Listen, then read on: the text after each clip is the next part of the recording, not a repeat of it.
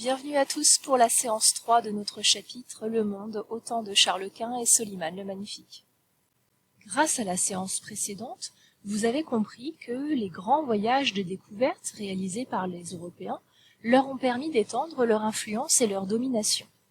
En effet, les Européens ont parfois fait construire des comptoirs, ce sont les petits points que nous voyons là un petit peu partout, qui sont en fait des ports établis dans d'autres pays pour y faire du commerce. Mais parfois, les Européens ont aussi carrément conquis ces territoires, qui sont alors contrôlés. On parle dans ce cas de colonies ou d'empire colonial, c'est-à-dire que ce sont des territoires qui sont conquis, exploités et dominés par les Européens. Alors tout cela a été possible grâce aux conquistadors, c'est-à-dire ces aventuriers espagnols ou portugais qui sont partis à la conquête de l'Amérique. Mais quelles sont les conséquences de ces conquêtes ? Eh bien, c'est ce que nous allons essayer de voir dans cette séance numéro 3. Alors la première conséquence, c'est évidemment l'enrichissement des Européens, puisqu'ils vont trouver sur place des richesses, des ressources, alors comme de l'or, de l'argent, mais aussi des produits agricoles, qu'ils vont exploiter. Ces ressources vont être ramenées en Europe, et c'est comme ça qu'on va découvrir le maïs, mais aussi la pomme de terre, la tomate, bien entendu, et puis, pour ce qui est des Indes, le piment. Mais il y a aussi des conséquences très négatives à ces conquêtes, comme l'exploitation des Indiens qui vont devenir alors des esclaves.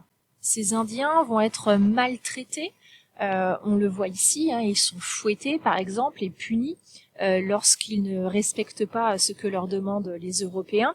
Et en plus, ils vont subir les maladies que vont leur transmettre les Européens, comme la variole ou la grippe, et ils vont en mourir tout simplement parce que leurs défenses immunitaires ne sont pas prêtes. Cela a des conséquences effroyables sur la population amérindienne, puisqu'on voit qu'elle est décimée au cours du XVIe siècle. Des millions d'Indiens vont périr soit de maladies, soit de maltraitance.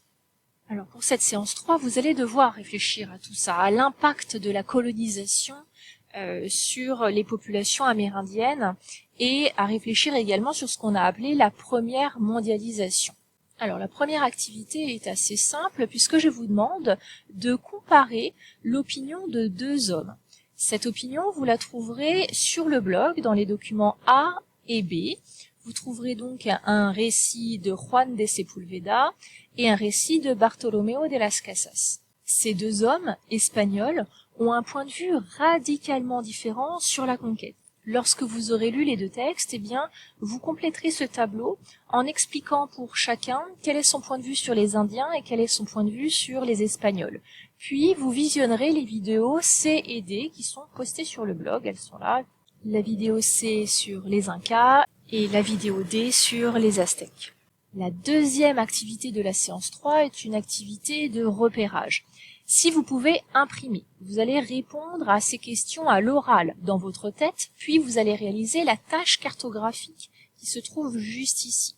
Si vous ne pouvez pas imprimer, vous répondez à ces questions à l'écrit dans la partie exercice de votre cahier. Cette séance 3 vous permettra donc de mieux réfléchir sur l'impact et les conséquences de la colonisation, puisque vous allez assister à un débat finalement entre les Espagnols, et grâce à la tâche cartographique, ou en question en tout cas sur les cartes de votre manuel, vous allez pouvoir prendre conscience que les Européens, et notamment les Espagnols et les Portugais, ont conquis un véritable empire. Alors, je vais terminer cette vidéo par deux petits points de vocabulaire.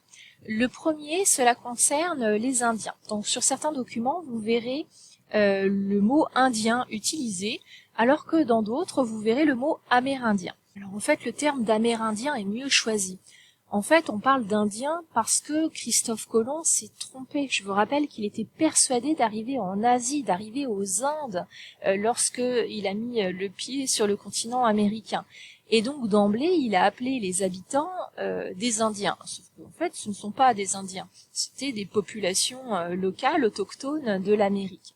Donc aujourd'hui, pour ne pas confondre avec les Indiens, c'est-à-dire la population de l'Inde, il vaut mieux utiliser le terme d'Amérindiens, c'est-à-dire les Indiens d'Amérique. Deuxième point de vocabulaire, dans la deuxième activité de votre séance 3, vous allez découvrir le terme de mondialisation, et vous le verrez aussi dans le cours. Alors, qu'est-ce que la mondialisation ? La mondialisation, c'est la mise en relation des différentes parties du monde grâce aux échanges. Et il s'avère que le XVIe siècle, est la période de la première mondialisation. C'est-à-dire que c'est la première fois qu'on arrive à mettre en contact, à mettre en relation toutes les parties du monde.